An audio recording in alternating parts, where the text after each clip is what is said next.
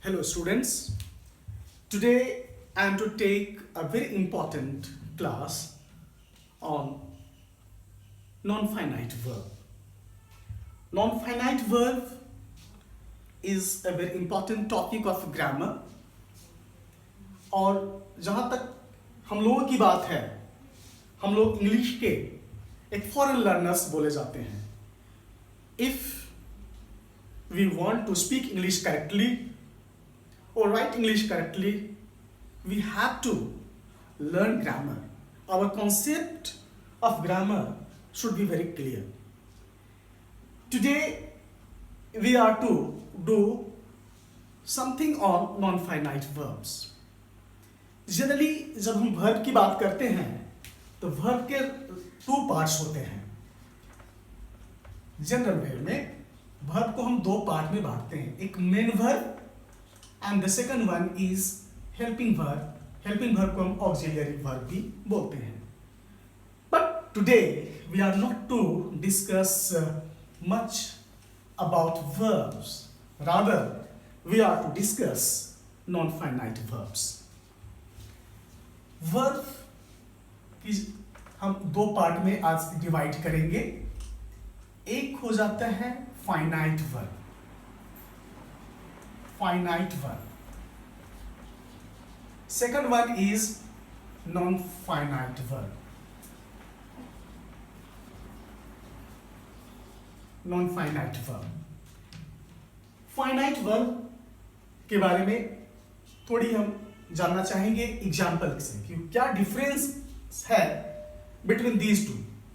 What is a finite verb and what is a non-finite verb? Firstly,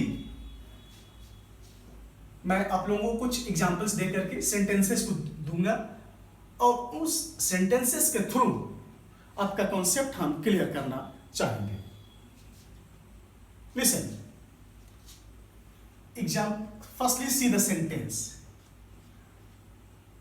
he plays cricket daily.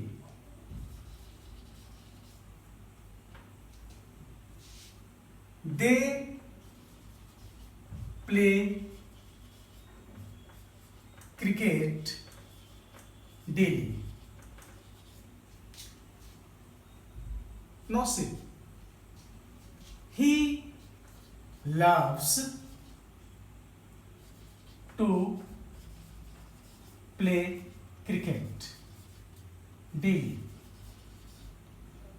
Next, they love to play cricket daily. See, जब हम he plays cricket daily में क्या देखते हैं? he subject है, plays verb है, cricket object है. In the same way they यहां पे सब्जेक्ट है, play वर्ब है, क्रिकेट ऑब्जेक्ट है. हम क्या पाए यहां पे? जब subject third person singular number था तो एसीएस लग गया. जब सब्जेक्ट थर्ड नंबर के प्लूरल फॉर्म में है तो यहां पे एसीएस हट जाता है, यानी दे प्ले हो जाता है. तो हम फाइनाइट वर्ब्स में क्या देखते हैं कि a finite verb always gets guided or governed by the number and person of the subject. And secondly, finite verb gets also controlled by the form of tenses. और ये बात नॉन फाइनाइट वर्ब के साथ apply नहीं होता है. हम यहां देखते हैं कि टू प्ले ही के साथ भी टू प्ले है, दे के साथ भी टू प्ले है. मीन्स नॉन फाइनाइट वर्ब्स किसी भी सब्जेक्ट के साथ किसी भी टेंसेस में अप्लाई हो सकता है, इसकी कोई लिमिटेशन नहीं है. लेकिन फाइनाइट वर्ब्स के कुछ लिमिटेशंस हैं. उस लिमिटेशन के हिसाब से इसको सेंटेंस में जगह मिलता है या उस तरह से हम सेंटेंस बना पाते हैं. सेकेंडली फाइनाइट वर्ब्स के बारे में हम जानना चाहेंगे कि finite verbs can be the predicate of the subject in a sentence, but non finite verbs can not be the predicate of a sentence. For example, ध्यान देंगे यहां पे, यदि हम बोलते हैं ही टू प्ले क्रिकेट, क्या कोई इसका सेंस है? या फिर हम बोलते हैं दे टू प्ले क्रिकेट, क्या इसका कोई सेंस है? No. So non finite verb does not have any sense on its own without being preceded by any verb, any action verb or helping verb. Well students, अब हम non finite verbs के कितने kinds होते हैं, types होते हैं, इसके बारे में भी जानना बहुत जरूरी है. इसे हम जनरली 3 फॉर्म में बांटते हैं, 3 टाइप्स इसके हैं नॉन फाइनाइट वर्ब्स के. Listen very carefully, it is very important and my point is just to make your concept very clear so that. और आज का जो मेरा वीडियो है, जो टॉपिक हम डिस्कस कर रहे हैं, बेसिकली ये हमारे 10 स्टैंडर्ड के स्टूडेंट्स के लिए है, 9 स्टैंडर्ड के स्टूडेंट्स के लिए है, जो बोर्ड एग्जाम स्टूडेंट्स हैं. ग्रामर यदि आप इंटरेस्ट बनाते हैं तो बहुत ही इंटरेस्टिंग लगेगा और धीरे धीरे इंटरेस्ट बनना शुरू हो जाता है. नाउ सी हियर, काइंड्स की बात करेंगे. Kinds of non finite verbs. First one is infinitive.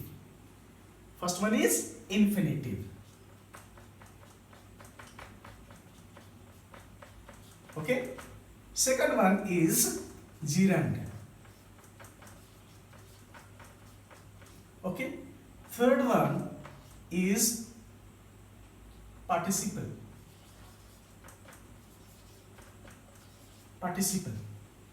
Anyway, gerund के भी gerund हम किसे बोलते हैं? तो जिसमें ing फॉर्म लग जाता है उसे हम verb प्लस ing को हम gerund बोलते हैं, जैसे playing. In the same way participle, present participle की यदि हम बात करेंगे, later we will discuss in details something about gerund and participle. Here just in the beginning I'm trying to make you aware of what is gerund and what is participle. If we talk about present participle, then what do we find? क्या हम पाते हैं? Present participle का form भी verb plus ing होता है. In the same way, playing. अभी हम आपको हम कंफ्यूज नहीं करना चाहेंगे. जब gerund में भी ing फॉर्म को हम gerund बोलते हैं और प्रेजेंट पार्टिसिपल को भी ing फॉर्म को हम gerund बोलते हैं, then what is the difference between this two? अभी हम इसकी आपको ज्यादा प्रेशर नहीं देना चाहते हैं. जब इसकी बारी आएगी तो आपको हम बेहतर तरीके से समझाने की कोशिश करेंगे. ठीक उसी तरह से पार्टिसिपल भी हो जाता है, present participle, past participle, perfect participle. लेकिन इसे करने के पहले क्यों नहीं हम इन्फिनिटिव पर कॉन्सेंट्रेट करें. इन्फिनिटिव के भी कुछ टाइप्स होते हैं. इन्फिनिटिव के टाइप्स क्या होते हैं? See here, to infinitive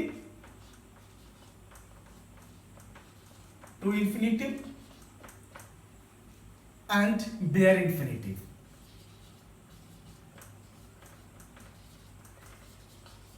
Bare infinitive. To infinitive means 2 plus b1, means original form of the verb. For example, to play, to dance. Here, bare infinitive is without to infinitive. Without to infinitive, without to infinitive.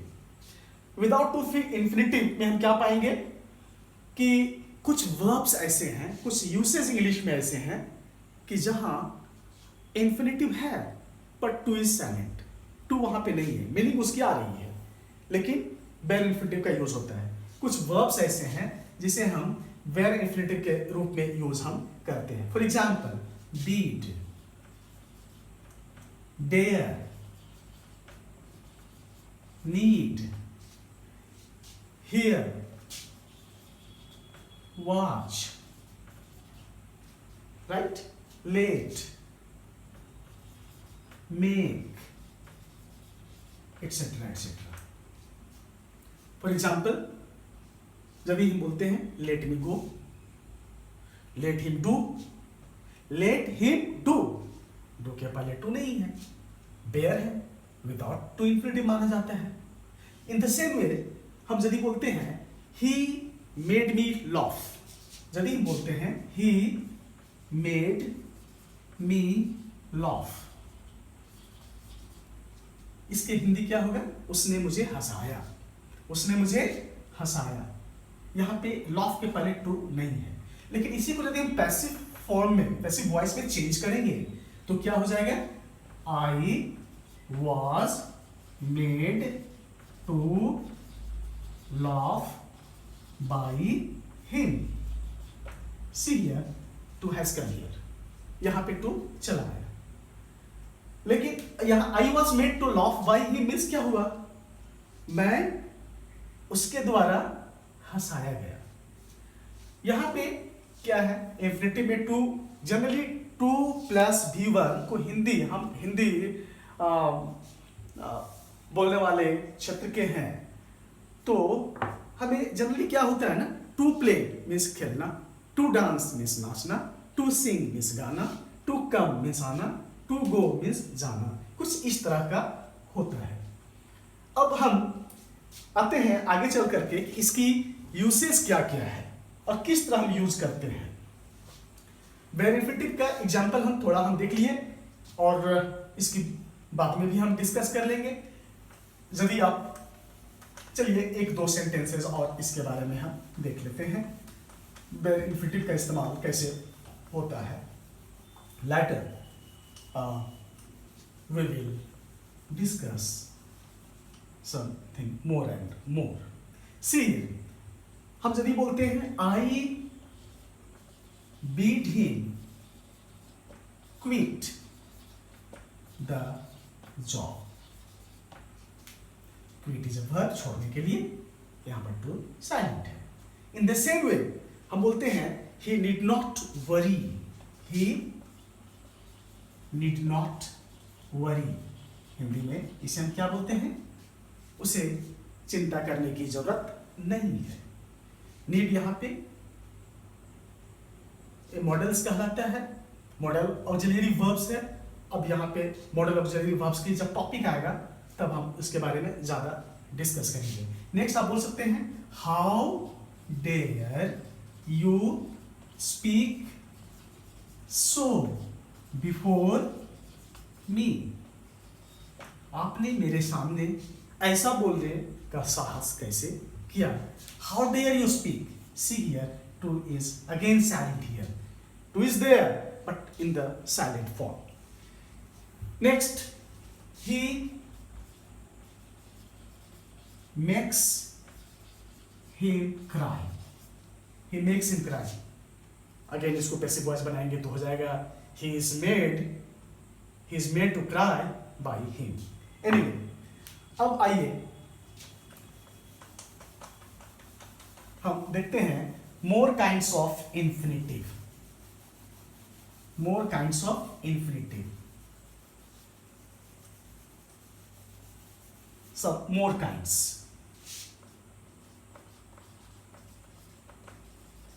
More kinds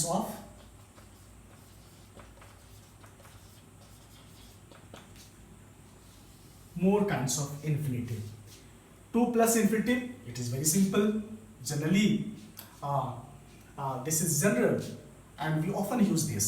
two plus infinitive. Yes, for example, I am to go. See here, to go. In the same way, next is negative infinitive. Negative infinitive. Okay. Negative infinitive. For example, he told me not to do. He told me not to do. See here, this is called negative infinitive. In the same way, perfect infinitive. Perfect infinitive. Perfect infinitive. See here, for example, to have gone. To have gone. Sorry. We will see in the sentence. He told me not to do. To have gone means see the example. He seems to have done this job. Done this task. See here, he seems to have done. So see here, perfect. You know what is perfect? Generally in perfect, present perfect tense, what do we find? Has होता है, have होता है, और उसके साथ verb का third form लग जाता है. ठीक उसी तरह से यहाँ पे have के बाद done भी थर्ड फॉर्म में आ गया, पर इसके पहले to लग गया, इसे हम बोलेंगे परफेक्ट इन्फिनेटिव. चूंकि हम इन्फिनेटिव की बात करते हैं, इसलिए to का यूज होना थोड़ी लाजमी हो जाता है. उसके बाद फिर है perfect continuous. Perfect continuous. See here, perfect in perfect continuous. Perfect continuous infinitive. Perfect continuous infinitive. Perfect continuous. To have been. See here, to have been going. To have been going. Okay, we will see later some examples based on to have been going. Next is present infinitive passive. Present infinitive passive.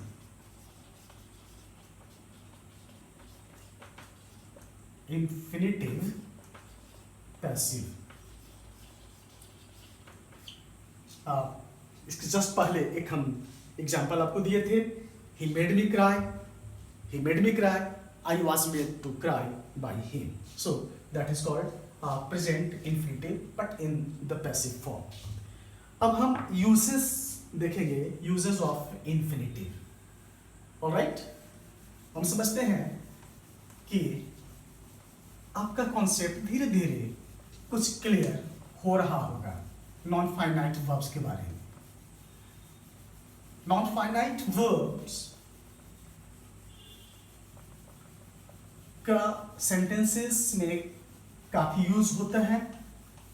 हम जब भी English लिखते पढ़ते हैं तो इसका इस्तेमाल अक्सर होता है, और जब इसकी जानकारी हमें अच्छी तरह से नहीं होती है, then we commit mistakes in framing the sentences, in making the sentences. It's alright students, in my next video you will see how infinitive is used in different ways.